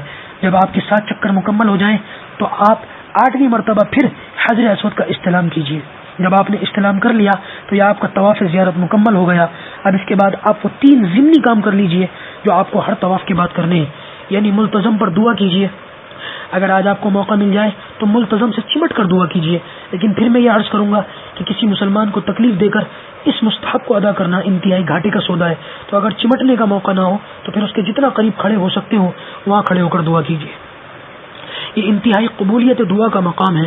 اس کے بعد آپ مقام ابراہیم پر 2 رکعت ادا کیجیے، لیکن یہ یاد رکھیے کہ اگر مکروہ وقت ہے تو اس وقت یہ نماز نہیں پڑھیں گے، مکروہ وقت نکلنے کے بعد پڑھیں گے۔ اور تیسرا کام یہ ہے کہ آپ زمزم لے کر قبلہ رخ کھڑے ہو کر 3 سانسیں پئیں، شروع میں بھی دعا کریں، آخر میں بھی دعا کریں، کیونکہ حدیث میں فرمایا گیا کہ جس نیت سے بھی زمزم پیا جاتا ہے وہ دعا ضرور قبول ہوتی ہے۔ جب آپ نے یہ تینوں ضمنی کام کر لیے تو اب آپ کو حج کی سعی کرنی ہے۔ حج کی سعی کے لیے جانے سے پہلے ایک مرتبہ آپ حجر اسود کا استلام کر لیجیے، یہ آپ کا نواں استلام ہو جائے گا۔ اس کے بعد آپ صفا کی طرف چلیے اور راستے میں ان الصفا والمروۃ من شعائر اللہ پڑھتے ہوئے چلیے۔ صفا پر اتنا چڑھیے کہ وہاں سے بیت اللہ نظر آئے، بہت پیچھے تک نہ جائیے، اور قبلہ رخ کھڑے ہو کر دعا کیجیے، اللہ کی حمد و ثنا بیان کیجیے، 14 کلمہ پڑھیے، نیت کیجیے کہ میں حج کی سعی کے ساتھ چکر لگاتا ہوں۔ اس کے بعد اب آپ صفا سے مروہ کی طرف روانہ ہو، بیچ میں وہ ہرے ستون آئیں گے، مرد اس کے اندر ذرا جھپٹ کر تیزی سے چلیں گے، ستون جب نکل جائیں تو اطمینان سے چلیں، البتہ خواتین اطمینان سے ہی چلیں۔ مروہ پر پہنچ کر آپ مروہ پر چڑھیں، وہاں سے بیت اللہ نظر نہیں آتا، لیکن بیت اللہ کی طرف منہ کر کے دعا کیجئے، اور پھر مروہ سے صفا کی طرف آئیے۔ صفا سے مروہ ایک چکر ہوگا، پھر مروہ سے صفا دوسرا چکر، یہاں تک کہ مروہ پر آ کر 7واں چکر مکمل ہوگا۔ جب آپ کے 7 چکر مکمل ہو جائے اس کے بعد آپ مسجد حرام میں کہیں تحیۃ السعی کی نیت سے 2 رکعت نفل پڑھ لیں، یہ مستحب ہے، اور اس کے لیے مقام ابراہیم پر جانا کوئی ضروری نہیں۔ طواف زیارت اور سعی کرنے کے بعد اگر نماز کا وقت ہے تو آپ وہاں مسجد حرام میں نماز ادا کیجئے، لیکن اگر نماز کا وقت نہیں ہے تو اب وہاں سے آپ روانہ ہو جائیے، مینا آ جائیے۔ یہ یاد رکھیے بلا ضرورت طواف زیارت کے بعد مکہ میں قیام کرنا مکروہ ہے، اس واسطے آپ وہاں طواف اور سعی سے فارغ ہونے کے بعد بلا ضرورت نہ رکیں۔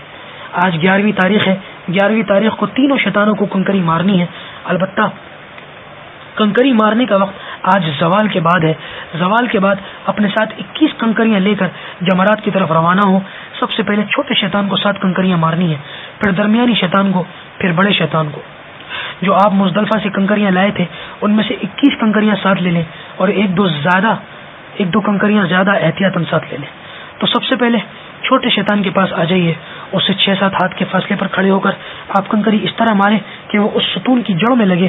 اگر وہ کنکری اس طرح ماری کہ وہ اوپر لگ کر اچٹ کر باہر گر گئی تو وہ کنکری شمار نہیں ہوگی، بلکہ اس کی جگہ دوسری کنکری مارنی ہوگی۔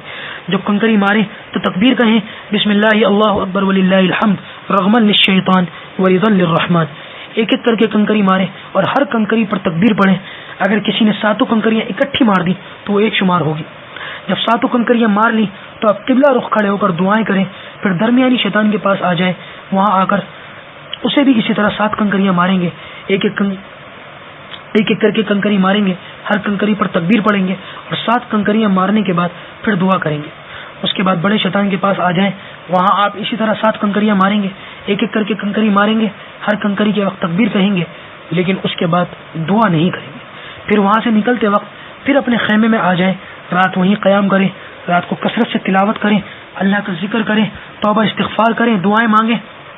اگلے دن 12ویں تاریخ ہے، 12ویں تاریخ کو بھی زوال کے بعد کنکری ماری جاتی ہے، تو زوال کے بعد اب آپ 21 کنکریاں اپنے ساتھ لے کر آ جائیں۔ سب سے پہلے چھوٹے شیطان کو اسی طرح کنکری ماریں جس طرح 11ویں تاریخ کو کنکری ماری تھی، ایک ایک کر کے کنکری ماریں گے، ہر کنکری پر تکبیر کہیں گے، اور 7 کنکریاں مارنے کے بعد ایک طرف ہٹ کر قبلے کی طرف منہ کر کے دعا کریں گے۔ پھر درمیانی شیطان کو کنکری ماریں اور ہر کنکری پر تکبیر کہیں، 7 کنکریاں مارنے کے بعد ایک طرف ہٹ کر قبلہ رخ ہو کر دعا کریں۔ پھر بڑے شیطان کو کنکری ماریں گے، ایک ایک کر کے کنکری ماریں گے، ہر کنکری پر تکبیر کہیں گے، لیکن اس کے بعد دعا نہیں کریں گے۔ اب نکلتے ہوئے اس بات کی بھی اجازت ہے کہ آپ مکہ آ جائیں، لیکن افضل یہ ہے کہ وہاں 13ویں تاریخ کو قیام کیا جائے اور 13ویں تاریخ کو بھی کنکری مارے۔ اسی طرح کنکری تینوں شیطانوں کو ماری جائے گی جس طرح 11ویں اور 12ویں تاریخ کو ماری گئی، لیکن آج کل 12ویں تاریخ کو کنکری مار کر مینا سے مکہ آ جاتے ہیں اور مینا میں قیام نہیں رہتا، تو آج کل معمول یہی ہے۔ لہٰذا 13ویں تاریخ کی کنکری اگر کوئی شخص نہیں مارتا تو پھر اس پر کوئی تاوان اور کفارہ نہیں ہے، لیکن اگر کوئی شخص 12ویں تاریخ کو کنکریاں مارنے کے بعد مینا میں ٹھہرا ہی رہا اور یہاں تک کہ صبح صادق ہو جائے تو 13ویں تاریخ کو کنکریاں مارنا بھی اس پر واجب ہو جائے گا۔ 12ویں تاریخ کی شام کو مینا سے لوگ مکہ آ جاتے ہیں، لہٰذا 13ویں تاریخ کا تو اب مسئلہ ہی نہیں رہا۔ مکہ مکرمہ واپس آنے کے بعد ادب احترام کے ساتھ مکہ میں قیام کریں، مسجد حرام میں جماعت کے ساتھ نماز کا اہتمام کریں اور پابندی سے قرآن کریم کی تلاوت کریں، زیادہ سے زیادہ نفلیں پڑھیں، طواف کریں، نفلی عمرے کریں، نفلی طواف کریں۔ نفلی عمرے کے لیے آپ کو حرم کی حدود سے باہر جا کر عمرے کا احرام باندھنا ہوگا۔ اس کے لیے 2 جگہ معروف ہیں، ایک مقام ہے مقام جعرانہ جو مکہ سے تقریباً 9 میل کے فاصلے پر ہے، جو آج کل بڑے عمرے کے نام سے مشہور ہے، وہاں جا کر آپ عمرے کا احرام باندھیں۔ یا پھر ایک اور جگہ ہے مقام تنعیم جو مسجد عائشہ کے نام سے مشہور ہے، ان میں سے کسی جگہ جا کر آپ احرام باندھ سکتے ہیں۔ احرام کی چادریں اس طرح باندھیں گے جس طرح آپ نے یہاں باندھی تھی، یعنی ایک چادر آپ باندھ لیں، ناف کے اوپر کر کے اسے باندھیں اور دوسری چادر اوڑھ لیں اور سر کے اوپر ایک پلہ ڈال کر 2 رکعت نفل پڑھ لیں احرام عمرے کی نیت سے، اور اس کے بعد وہ سر سے پلہ اتار دیں اور نیت کر لیں اور یہ کہیں کہ اے اللہ میں عمرے کا احرام باندھتا ہوں، اسے آسان فرما، قبول فرما. پھر اس کے بعد تلبیہ پڑھیں. یہ آپ کا عمرے کا احرام بن گیا. اب آپ مکہ آ جائیں اور عمرہ کر لیں، یعنی بیت اللہ کا طواف کریں اور صفا مروہ کی سعی کریں اور حلق کروا لیں، یعنی سر منڈوا لیں. یہ آپ کا عمرہ ہو جائے گا. لیکن نفلی طواف نفلی عمرے کے مقابلے میں زیادہ افضل ہے، اس واسطے نفلی طواف کا زیادہ اہتمام کریں. جس دن آپ کو مکہ سے واپس آنا ہے، مکہ سے آپ کو رخصت ہونا ہے، اس دن آپ آخری طواف کریں. جو حضرات پہلے مدینہ طیبہ نہیں گئے وہ مدینہ طیبہ جائیں گے، اور جو حضرات پہلے مدینہ طیبہ جا چکے ہیں وہ اپنے وطن واپس آئیں گے. بہرحال جس دن آپ کو مکہ مکرمہ چھوڑنا ہے اس دن آپ ایک آخری طواف کریں گے. اس طواف کو طواف وداع کہا جاتا ہے. یہ طواف رخصتی بھی کہلاتا ہے. یہ طواف باہر سے آنے والوں پر واجب ہے. طواف وداع نفلی طواف کی طرح سادے طریقے پر ہوگا. اس میں نہ احرام کی چادریں ہوں گی، نہ اس میں رمل کرنا ہے، اور نہ اس طواف کے بعد صفا مروہ کی سعی کرنی ہوگی. لہٰذا جس دن آپ کا مکہ سے رخصت ہونے کا ارادہ ہے اس دن آپ روانہ ہونے سے پہلے مسجد حرام میں آ جائیں اور حجر اسود کے سامنے اس طرح کھڑے ہوں کہ حجر اسود آپ کے دائیں جانب ہو. یہاں آپ نیت کر لیں اور پھر حجر اسود کے بالکل سیدھ میں کھڑے ہو کر استقبال کریں اور استلام کریں. پھر تھوڑا سا دائیں طرف مڑ کر طواف شروع کر دیں. سادے طریقے پر 7 چکر لگائے جائیں گے. 7 ہر چکر میں حجر اسود کا استلام کریں. آج اگر آپ کو موقع مل جائے تو حجر اسود کا بوسہ لیں، رکن یمانی کا بھی استلام کریں. اور جب آپ 7 چکر مکمل کر لیں تو اس کے بعد آپ طواف کے بعد 3 ضمنی کام کریں، یعنی ملتزم پر دعا کریں. اگر آج آپ کو موقع ملے تو ملتزم سے چمٹ کر گریہ وزاری سے دعا کریں، اور اس کے بعد مقام ابراہیم پر 2 گانا ادا کریں، جو ہر طواف کے بعد کرنا واجب اور ضروری ہے. تیسرا کام ہے زمزم کا پانی پئیں. شروع میں بھی دعا کریں، آخر میں بھی دعا کریں، اور بیت اللہ پر آخری نظر ڈالتے ہوئے دل میں یہاں کی حاضری کی تمنا اور آرزو لیے ہوئے اس دعا کے ساتھ کہ اللہ یہ حاضری میری آخری حاضری نہ بنا، وہاں سے روانہ ہو جائے. حج آپ کا مکمل ہو گیا. اللہ آسان فرمائے، قبول فرمائے. البتہ وہ خواتین جو معذوری کی حالت میں ہیں ان سے طواف وداع ساقط ہو جاتا ہے. لیکن یہ یاد رکھیے کہ 10ویں تاریخ کو جو طواف کیا جاتا ہے یعنی طواف زیارت، وہ کسی حال کے اندر بھی معاف نہیں ہوگا. اگر کوئی شخص طواف زیارت چھوڑ کر آ جائے گا تو شوہر بیوی کے لیے اور بیوی شوہر کے لیے ہمیشہ حرام رہیں گے یہاں تک کہ وہ طواف زیارت ادا کر لیں. وہ حضرات جو حج سے پہلے مدینہ طیبہ نہیں گئے وہ اب حج کے بعد مدینہ طیبہ جائیں گے. مدینہ طیبہ کی حاضری، جس کے بارے میں حضور صلی اللہ علیہ وسلم نے فرمایا من حج البیت فلم یزورنی فقد جفانی، کہ جو شخص حج کے لیے آئے اور مجھ سے ملنے نہ آئے اس نے میرے ساتھ بڑی بے انصافی کا معاملہ کیا. اس لیے ہر مسلمان کے ایمان کا تقاضا یہ ہے کہ جب وہ سفر حج میں مناسک حج ادا کرے تو اس سفر کے اندر رسول اللہ صلی اللہ علیہ وسلم کے روزے پر حاضری دے کر صلاۃ و سلام بھی پیش کرے اور مسجد نبوی میں نمازی بھی ادا کرے. حجاج کرام میں بہت سے حاجی وہ ہوتے ہیں جن کو حج سے پہلے مدینہ منورہ بھیجا جاتا ہے، اور بہت سے حاجی حج کے بعد مدینہ طیبہ جاتے ہیں. بہرحال مدینہ طیبہ کے سفر کے لیے وہاں قیام کے لیے احرام کی ضرورت نہیں. البتہ مدینہ طیبہ کے سفر میں صاف ستھرا لباس پہنیں، خوشبو لگائیں، راستے میں کثرت سے درود شریف کا ورد رکھیں.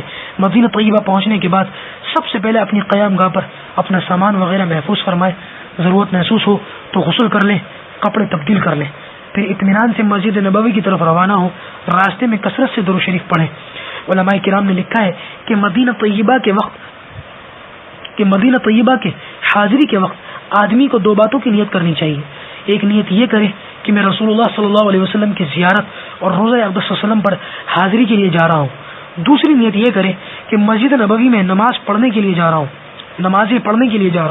لہذا آپ مدینہ طیبہ روانگی کے وقت رسول اللہ صلی اللہ علیہ وسلم کی زیارت اور روضہ مبارک پر حاضری کی بھی مستقل نیت کریں. مسجد نبوی میں داخل ہونے وقت افضل یہ ہے کہ باب جبرائیل سے داخل ہو اور دعا پڑھ کر پہلے سیدھا پاؤں اندر داخل کریں، اور اگر باب جبرائیل معلوم نہ ہو تو کسی دوسرے دروازے سے داخل ہو جائیں. جس وقت آپ مسجد نبوی میں پہنچیں اگر جماعت تیار ہو تو پہلے باجماعت نماز ادا کریں. وقت ہو تو پہلے تحیۃ المسجد پڑھیں. نماز پڑھنے کے لیے ایسی جگہ تلاش کریں جو محراب نبوی کے قریب ہو یا روضۃ الجنہ میں ہو. یہ سب سے مقدس اور مبارک مقامات ہیں. یہاں نماز پڑھنا، تلاوت کرنا اور ذکر وغیرہ کرنا بلا شبہ بہت بڑی سعادت کی بات ہے. لیکن کسی مسلمان کو تکلیف پہنچا کر یہ کام کرنا ہرگز جائز نہیں. لہذا اگر آسانی سے روضۃ الجنہ میں پہنچنا ممکن ہو تو وہاں پہنچنے کی کوشش کیجیے. روضۃ الجنہ وہ جگہ ہے جس کے بارے میں رسول اللہ صلی اللہ علیہ وسلم نے فرمایا میرے حجرے اور میرے ممبر کے درمیان کا جو حصہ ہے وہ جنت کے باغیچوں میں سے ایک باغیچہ ہے. اس کا مطلب یہ ہے کہ جو شخص اس مقام پر اللہ کی عبادت کرتا ہے وہ عبادت اس کے لیے جنت میں داخل ہونے کا سبب ہوگی. اور بعض حضرات نے اس کا مطلب یہ بیان فرمایا ہے کہ قیامت کے دن اس حصے کو جنت کا حصہ بنا دیا جائے گا. اور جنت کے بارے میں قرآن کریم میں فرمایا وَلَكُمْ فِيهَا مَا تَشْتَهِي أَنفُسُكُمْ وَلَكُمْ فِيهَا مَا تَدَّعُونَ. جب اہل جنت میں داخل ہو جائیں گے تو ان کو وہاں ہر چیز ملے گی وہ جو چاہیں گے. جس چیز کی خواہش ہوگی اللہ تعالیٰ اسے پورا فرمائیں گے. یہ وعدہ تو اس جنت کے بارے میں ہے جو اہل ایمان کو حشر کے بعد ملنے والی ہے. لیکن چونکہ آپ نے اس جگہ کو بھی روضۃ الجنہ فرمایا تو اللہ کی رحمت سے کیا بعید ہے کہ اس جگہ بھی اللہ تعالیٰ سے جو مانگیں گے اللہ تعالیٰ ضرور عطا فرمائیں گے. لیکن یہ بات پیش نظر رہے کہ اگر گردنوں کو پھلانگ کر یا لوگوں کو لانگتے ہوئے وہاں پہنچنے کی کوشش کریں تو میرے بھائی یہ ہرگز جائز نہیں ہے. کسی کو ہاتھ لات مار کر کسی کو دھکا مکی کر کے تکلیف پہنچا کر وہاں جانے کی کوشش نہ کریں، اس لیے کہ مسلمانوں کو تکلیف پہنچانا حرام ہے اور ان مبارک مقامات پر بیٹھ کر عبادت کرنا مستحب ہے. مستحب عمل کے لیے کسی حرام کام کا ارتکاب کرنا انتہائی نقصان کا سودا ہے. لہذا نماز کے وقت سے پہلے مسجد نبوی میں پہنچنے کی کوشش کریں تاکہ آسانی سے جگہ مل جائے. مسجد نبوی کے اندر روضہ اقدس سے متصل ایک چبوترا ہے جو صفہ کہلاتا ہے. یہ وہ چبوترا ہے جو اسلام کا سب سے پہلا دینی مرکز ہے اور دینی مدرسہ ہے. رسول اللہ صلی اللہ علیہ وسلم نے بنفس نفیس اس چبوترے پر بیٹھ کر صحابہ کرام کو قرآن کریم پڑھایا. اس لیے آپ بھی اس چبوترے پر بیٹھ کر تلاوت کیجیے اور کوشش کیجیے کہ وہاں زیادہ سے زیادہ قرآن کریم پڑھیں، نفلیں پڑھیں، دعائیں مانگیں. اس کے علاوہ مسجد نبوی میں اور بھی مبارک مقامات ہیں، کچھ ستون ہیں جن کے بارے میں احادیث میں بشارت ہے اور فضیلتیں آئی ہیں. ان کے آس پاس نوافلیں پڑھیں، دعائیں کریں. حضرت عائشہ صدیقہ رضی اللہ تعالیٰ عنہ کے نام سے ستون ہے، اس کے اوپر نام بھی لکھا ہوا ہے. ایک استوانہ ابو لبابہ ہے جس کا نام استوانہ توبہ بھی ہے. اسی طرح ایک استوانہ حنانہ ہے، ایک استوانہ جبریل ہے. ان کے قریب اگر موقع ملے تو نوافل پڑھیں، دعائیں مانگیے. نماز کے بعد آپ محراب کی طرف سے نکل کر بائیں جانب چلیں، روضہ اقدس کی جالیوں کے سامنے پہنچ جائیں گے. روضہ اقدس کی سنہری جالیوں میں دائرہ نما نشانات بنے ہوئے ہیں. ان میں جو درمیان والا بڑا دائرہ ہے وہ رسول اللہ کی قبر مبارک کے مقابل میں ہے. اس کے سامنے کھڑے ہو کر انتہائی عقیدت اور محبت، احترام اور ادب کے ساتھ صلاۃ و سلام پیش کیجیے. اس وقت بلا شبہ جذبات کی عجیب کیفیت ہوتی ہے، جذبات ابھرتے ہیں، لیکن وہ مقام ادب کا ہے، اس لیے ادب کا پورا لحاظ رکھیے. نہ جالیوں سے چمٹے، نہ بہت اونچی آواز سے سلام پڑھیں، بلکہ اب تو وہاں تھوڑی سی دور بریکٹ بھی لگا دیے، کچھ کٹیرے سے لگا دیے کہ جالے کے قریب جانا بھی ممکن نہیں ہے اور پولیس والے وغیرہ بھی وہاں کھڑے رہتے ہیں، تو لہٰذا ادب کریں. بلکہ نظریں نیچی ہو، جالیوں سے کچھ فاصلے پر کھڑے ہو کر پست آواز سے صلاۃ و سلام پڑھیں. منہ روضہ اقدس کی طرف ہو اور ذہن میں یہ تصور ہو اور یہ یقین ہو کہ اس وقت میری حاضری کا رسول اللہ کو ادراک ہو رہا ہے اور آپ مجھے دیکھ رہے ہیں اور آپ میرے صلاۃ والسلام کو بنفس نفیس سن رہے ہیں. اس لیے کہ آپ صلی اللہ علیہ وسلم نے خود فرمایا کہ جو شخص مجھ پر درود دور سے بھیجتا ہے اللہ کا ایک فرشتہ اس کا درود مجھ تک پہنچاتا ہے اور یہ کہتا ہے کہ یہ فلاں ابن فلاں کی طرف سے ہے. اور جو شخص میری قبر پر آ کر صلاۃ و سلام پیش کرے گا میں اپنے کانوں سے اس کو سنوں گا. اس لیے نہایت ادب اور احترام کے ساتھ اور اس یقین کے ساتھ صلاۃ و سلام پیش کریں کہ رسول اللہ صلی اللہ علیہ وسلم بنفس نفیس خود میرے صلاۃ و سلام کو سن رہے ہیں. الصلاۃ والسلام علیک یا رسول اللہ، الصلاۃ والسلام علیک یا حبیب اللہ، الصلاۃ والسلام علیک یا خیر خلق اللہ، الصلاۃ والسلام علیک یا سید الانبیاء والمرسلین، الصلاۃ والسلام علیک یا خاتم النبیین. اس کے علاوہ صلاۃ و سلام کے اور کلمات جو آپ کو یاد ہو وہ پڑھیں. درود شریف پڑھیں، قرآن کریم کی چھوٹی چھوٹی صورتیں کچھ صورتیں پڑھ کر ایصال ثواب کریں اور اللہ تعالیٰ سے دعا فرمائیں کہ اللہ تعالیٰ قیامت کے دن میرا حشر آپ کے ساتھ فرمائے. جب حضور صلی اللہ علیہ وسلم پر صلاۃ و سلام پیش کریں تو چہرہ روزے کی طرف ہو اور جب دعا کریں تو قبلہ رخ کھڑے ہو کر دعا کریں. اس کے بعد دائیں جانب ہٹیں گے تو حضرت ابوبکر کی قبر، حضرت ابوبکر صدیق رضی اللہ تعالیٰ کی قبر مبارک کے سامنے کا دائرہ ہے. حضور صلی اللہ علیہ وسلم پر درود و سلام پیش کرنے کے بعد تھوڑی سی دائیں جانب ہٹیں گے تو چھوٹا سا دائرہ ہے حضرت ابوبکر صدیق رضی اللہ عنہ کی قبر مبارک کے سامنے. ان حضرات کے بھی ہم پر بڑے احسانات ہیں. آج جو ہمیں ایمان کی دولت نصیب ہے وہ ان حضرات کے توفیل ہے، اس لیے ان پر بھی سلام پیش کیجیے. الصلاۃ والسلام علیکہ یا خلیفۃ رسول اللہ، السلام علیکہ یا امیر المؤمنین، السلام علیکہ یا ثانی اثنین فی الغار، السلام علیکہ یا ابا بکر الصدیق رضی اللہ تعالی عنہ.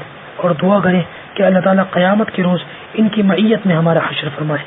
اس کے بعد تھوڑا سا اور دائیں طرف ہٹیں گے تو تیسرا دائرہ ہے سیدنا عمر رضی اللہ تعالیٰ عنہ کی قبر مبارک کے سامنے. حضرت عمر رضی اللہ تعالیٰ عنہ وہ شخص ہیں جن کو خود آپ صلی اللہ علیہ وسلم نے ہاتھ پھیلا کر اللہ تعالیٰ سے مانگا. ان کے لیے بھی صلاۃ و سلام کہیں.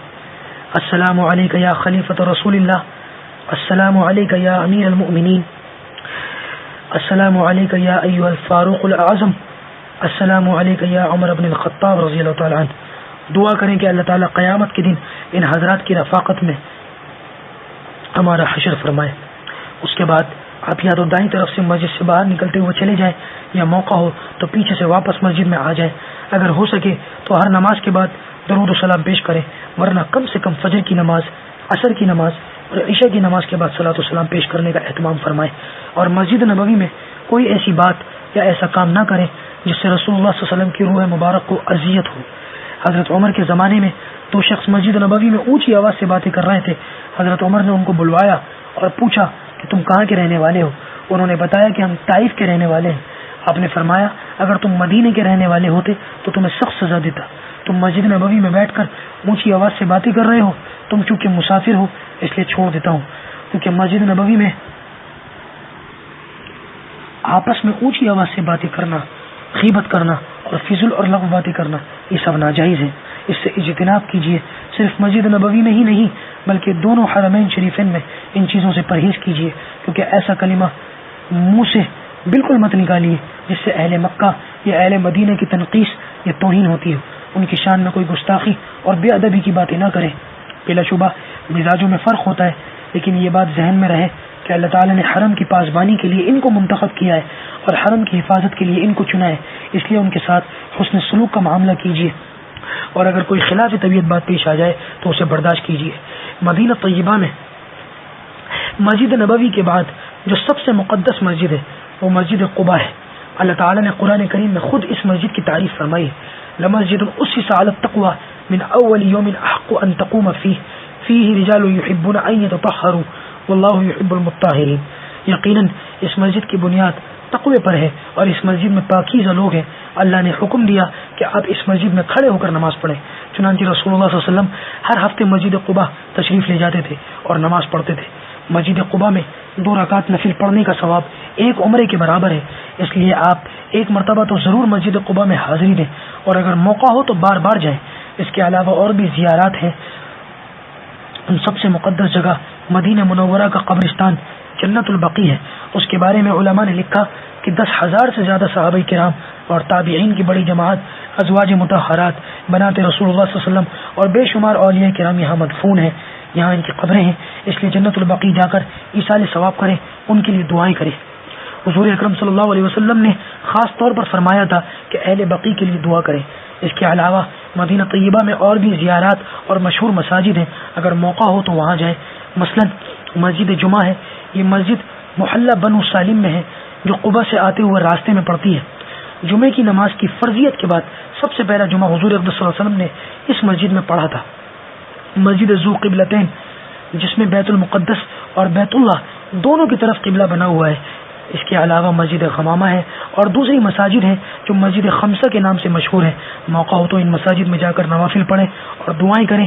اس کے علاوہ مدینہ طیبہ کے اندر احد پہاڑ کے دامن میں شہدائے احد کے مزارات ہیں جن میں حضرت محمد رسول اللہ صلی اللہ علیہ وسلم کے محبوب چچا حضرت حمزہ رضی اللہ تعالیٰ عنہ، حضرت مصعب ابن عمیر اور دوسرے صحابہ کرام آرام فرما رہے ہیں. وہاں جا کر فاتحہ پڑھیں، ایصال ثواب کریں اور دعائیں کریں. اس کے علاوہ جن قابل ذکر مقامات کے بارے میں معلوم ہو، موقع ہو تو وہ وہاں پر جائیں اور وقت ہو تو حاضری دیں اور دعائیں کریں.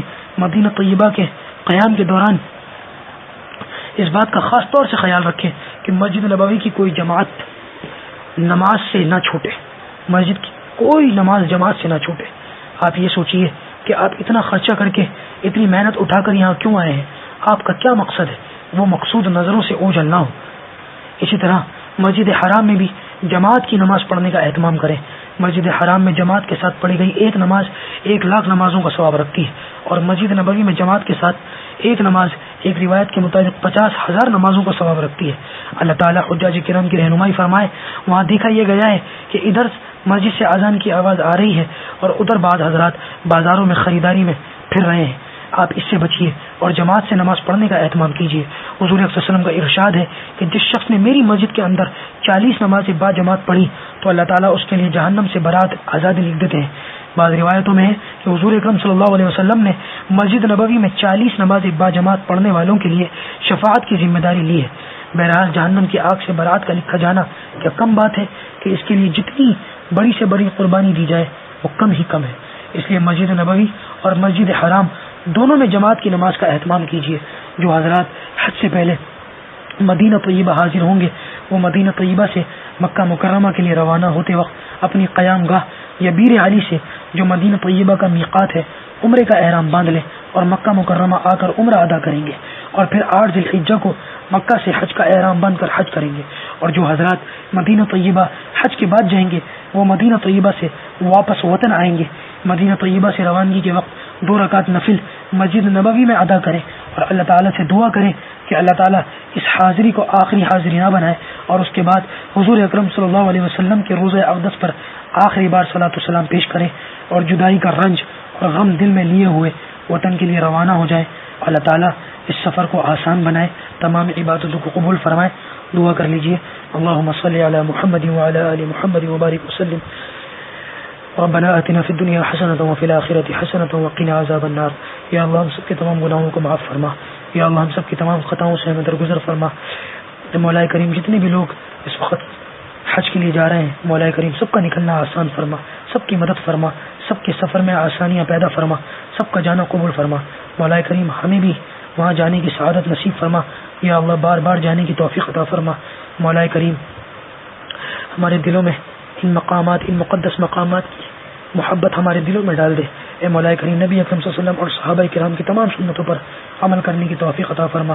صلی اللہ تعالی علی خیر خلقہ سیدنا محمد و آلہ و اصحابہ اجمعین. آمین برحمتک یا ارحم الراحمین.